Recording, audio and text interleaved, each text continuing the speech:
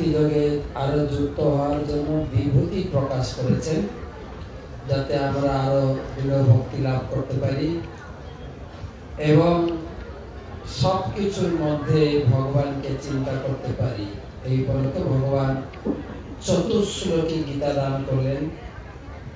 এই 4টা শ্লোকের মধ্যে সমস্ত গীতা ব্যাখ্যা করেছেন এবং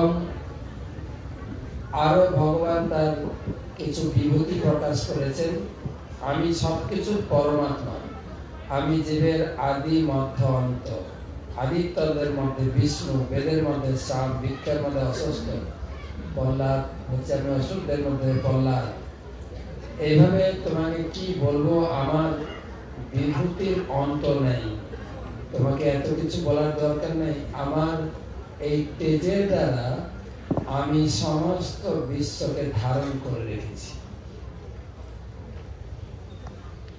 So, in the 10th chapter, the Lord reveals some of His vibhuti or opulences, so by which the devotee can become more encouraged or more enthusiastic to surrender to the Lord.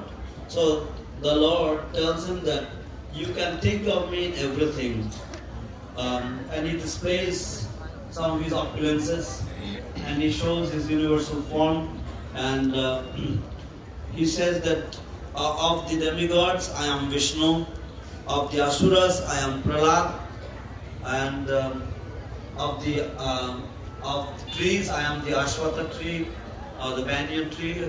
So in this way the Lord, He explains that in this way one can think of Him in every aspect.